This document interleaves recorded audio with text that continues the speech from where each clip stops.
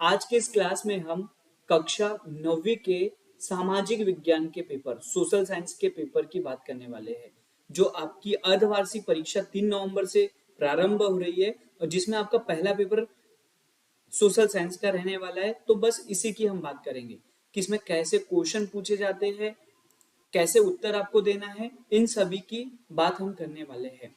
शुरुआत करते हैं पहले प्रश्न के साथ में। देखो, पहला प्रश्न है, सही विकल्प चुनकर लिखिए। सही विकल्प चुनकर आपको लिखना है। तो पहला प्रश्न है यहाँ पर कि भारत की समुद्री तट रेखा अंडमान निकोबार व लक्षद्वीप सहित कितने किलोमीटर है? तो इसका सही जवाब है 7516.6 किलोमीटर। कितना? ऑप्शन नंबर ब यहाँ पे करेक्ट आंसर हो जाएगा कि भारत की समुद्री तट रेखा अंडमान निकोबार व लक्षद्वीप सहित कितने किलोमीटर की है? तो 7516.6 किलोमीटर की है। करेक्ट आंसर है ऑप्शन नंबर ब। अगला प्रश्न है कि दास व्यापार किस शताब्दी में प्रारंभ हुआ था? तो ये जो दास व्यापार है ना, ये कब शुरू हुआ था? 15वीं शताब्दी में। इसका सही उत्तर होगा 15वीं शताब्दी। अगला प्रश्न है बच्चों कि लोकतंत्र सरकार का एक ऐसा रूप है जिसमें शासकों का चुनाव करती है। शासकों का चुनाव करती है, तो कौन करती है? तो जनता करती है। कौन करती है? जनता करती है। तो सही ऑप्शन है यहाँ पर ऑप्शन नंबर ब। अगला प्रश्न है कि भारत में ग्रामीण क्षेत्रों के प्रति व्यक्ति प्रतिदिन कैलोरी आवश्यकता कितनी है? तो यहाँ पर हम बात कर रहे हैं ग्रामीण क्षेत्रों की, तो इसमें प्रति व्यक्ति प्रतिदिन कैलोरी की आवश्यकता जो होती है ना, वो होती है 2400 कैलोरी की। जबकि अगर यहाँ पर ऐसा प्रश्न आए कि भारत में नगरीय क्षेत्र के लिए प्रति व्यक्ति प्रतिदिन कैलोरी आवश्यकता कितनी होगी, तो यह आप 2100 कैलोरी लगाना। किसके लिए? नगरीय वाले के लिए। और यहाँ पर अभी पूछा किसके लिए? ग्रामीण वाले के लिए, इसलिए हमने 2400 कैलोरी लगाया। ठीक है बच्चों। अगला प्रश्न है कि भूमि के बाद उत्पादन का दूसरा आवश्यक कार्य क्या होता है? तो भूमि जो है ना, वो उत्पादन का पहला आवश्यक कारक होता है, जबकि श्रम जो होता है वो दूसरा आवश्यक कारक होता है। और वहीं पर जो भौतिक पूंजी होती है ना, फिजिकल कैपिटल, ये तीसरा आवश्यक कारक होता है। तो ये सभी पॉइंट आपको याद रखना है। भूमि के बाद उत्पादन का दूसरा आवश्यक कार्य क्या होता है? तो ये श्रम होता है, लेबर होता है। ठीक है बच्चों। अगला प्रश्न है, हिमालय की सबसे बाहरी पर्वत श्रृंखला क्या कहलाती है? तो हिमालय की जो सबसे बाहरी पर्वत श्रृंखला है ना, वो शिवालिक कहलाती है। ये आपकी बुक में एक लाइन लिखी है, वहां पर लिखा है शिवालिक कहलाती है, इसलिए आपने हिमाद्री नहीं लगाना है। क्या लगाना है? शिवालिक लगाना है। अब चलते हैं अगले प्रश्न संख्या 2 की ओर। इंग्लिश मीडियम वाले बच्चे भी देख लो फटाफट। देखो, the total length of Indian coastline include Andaman and Nicobar and Lakshadweep is 7516.6 kilometre. ये हो गया फर्स्ट का आंसर। सेकंड का आंसर हो गया स्लेव ट्रेड बिगिन, तो 15th century. Democracy is a form of government in which the rulers are elected by, तो ये किसके द्वारा इलेक्टेड किया जाता है? तो पीपल्स के द्वारा इलेक्टेड किया जाता है। ओके। नेक्स्ट क्वेश्चन है कि in India the expected calories पर person per day in rural area, तो ये कितना कैलोरी होता है बच्चों?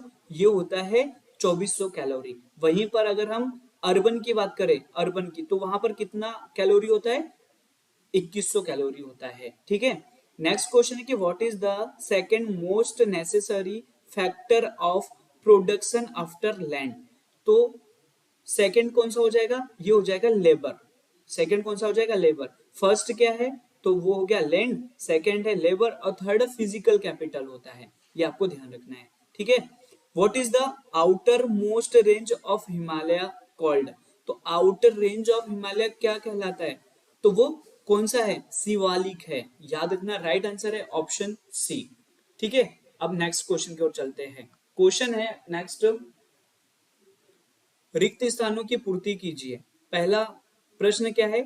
नीला सफेद लाल रंग खालिस्तान के राष्ट्रीय रंग हैं, तो ये किसके रंग है बेटा? ये है फ्रांस के। करेक्ट आंसर हो जाएगा यहाँ पे फ्रांस। अगला प्रश्न है कि पूर्वी घाट का सर्वोच्च शिखर क्या है। तो ये जो पूर्वी घाट है ना, इसका सर्वोच्च जो शिखर है वो महेंद्रगिरी है। क्या है? महेंद्रगिरी है। ये आपको याद रखना है।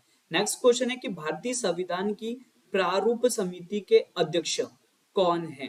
तो भारतीय संविधान की जो प्रारूप समिति है ना, इसके जो अध्यक्ष है वो कौन थे। तो ये बी आर अंबेडकर थे। कौन थे? बी आर अंबेडकर जी थे, जो कि प्रारूप समिति के अध्यक्ष थे। ठीक है। अगला प्रश्न है कि भारत की जलवायु खालिस्तान पवनों से बहुत अधिक प्रभावित होती है। तो ये प्रभावित होती है मानसून पवनों से। किसे? मानसून। मानसून पवनों से बहुत अधिक प्रभावित होती है। करेक्ट है। वनों के लुप्त होने को सामान्यतः क्या कहा जाता है। तो वनों के जो लुप्त होने को हम क्या कहते हैं बच्चों? इसे हम कहते हैं वनों की कटाई। क्या बोलते हैं? वनों की कटाई। वनों की कटाई कहते हैं, या इंग्लिश में डिफॉरेस्टेशन कहते हैं। ओके। नेक्स्ट क्वेश्चन है कि भारत के वर्तमान में राष्ट्रपति कौन है। तो वर्तमान में भारत के राष्ट्रपति है कौन है? द्रौपदी मुर्मू जी। कौन है? द्रौपदी मुर्मू जी भारत की वर्तमान में राष्ट्रपति है। ठीक है बच्चों। अब हम बात करते हैं, अब इंग्लिश में भी आप देख लो, ये blue white red colours are the national colour of किसका है ये? तो ये फ्रांस का है।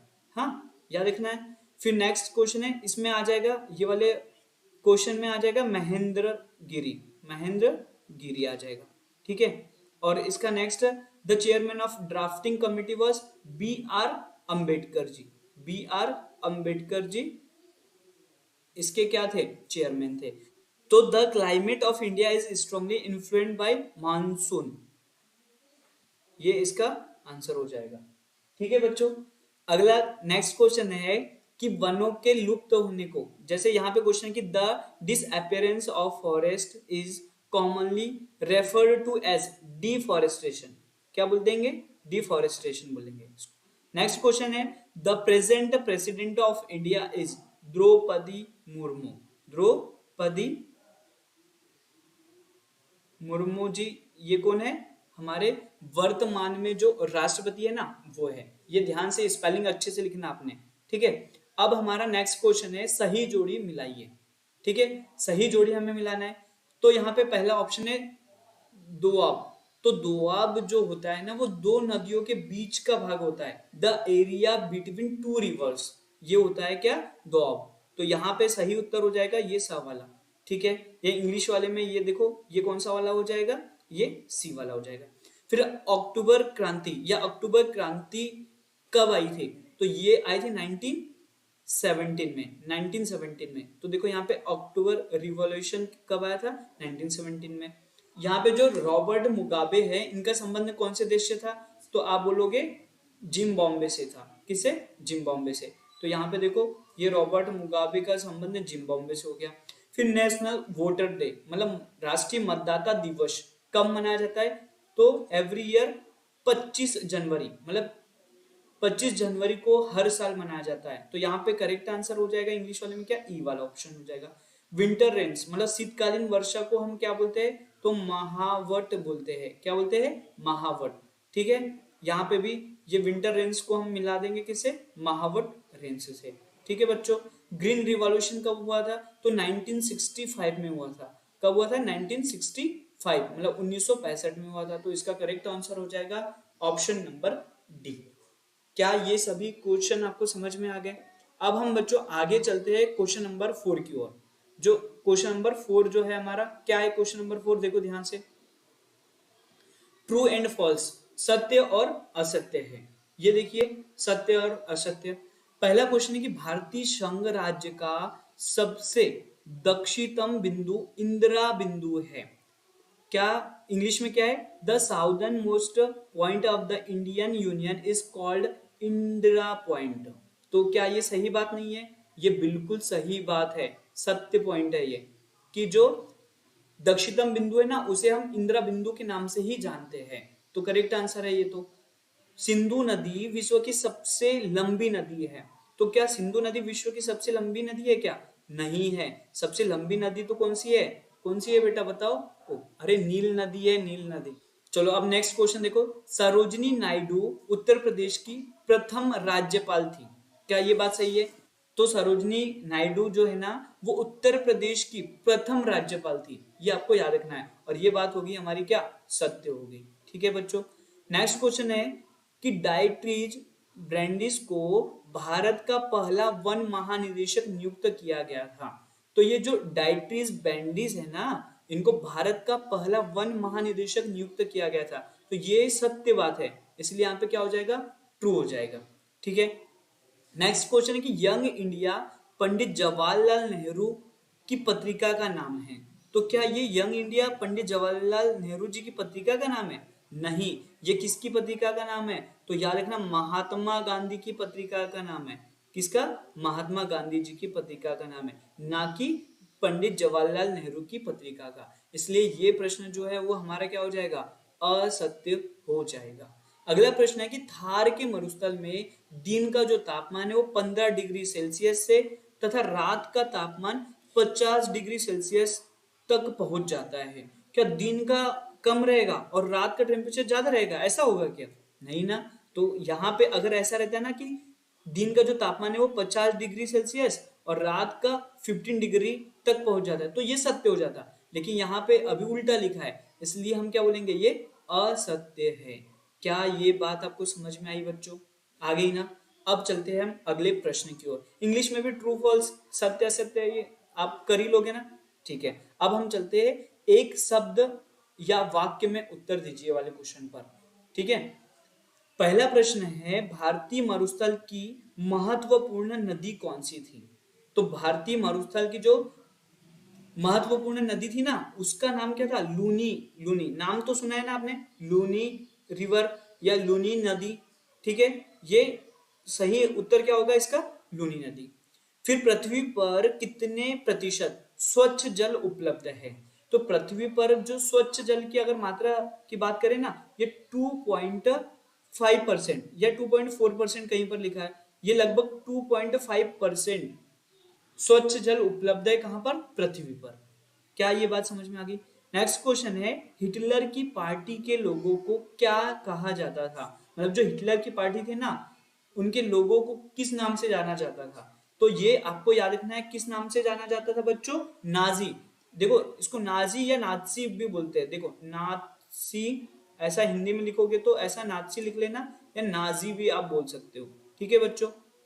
अगला प्रश्न है, 2015 तक किस देश में औरतों को वोट डालने का अधिकार नहीं था? तो कौन सा देश था वो ऐसा? तो ये याद रखना, सऊदी अरब। कौन सा? सऊदी अरब एक ऐसा देश है जहां पर 2015 तक वहां की जो औरतें हैं ना, महिलाएं, उनको वोट डालने का अधिकार नहीं था। ठीक है। नेक्स्ट क्वेश्चन है, लोकसभा को अन्य किस नाम से जाना जाता है? तो लोकसभा को और किस नाम से जाना जाता है, बताइए आप, किस नाम से जाना जाता है? तो बच्चों ये जो लोकसभा है इसे अन्य किस नाम से जाना जाता है? तो आपने याद रखना, लोकसभा को हाउस ऑफ पीपल के नाम से जाना जाता है। लोकसभा को किस नाम से जाना जाता है? House of peoples, house of peoples के नाम से जाना जाता है। ये आपको याद रखना है। ठीक है बच्चों, ये पीपल्स अच्छे से लिखना है आपने। लोकसभा को अन्य किस नाम से जाना जाता है? तो हाउस ऑफ पीपल को पीपल के नाम से जाना जाता है। यहीं पे अगर प्रश्न ऐसा आ जाए कि राज्यसभा को किस नाम से जाना जाता है? राज्यसभा को, तो राज्यसभा को काउंसिल ऑफ स्टेट, क्या?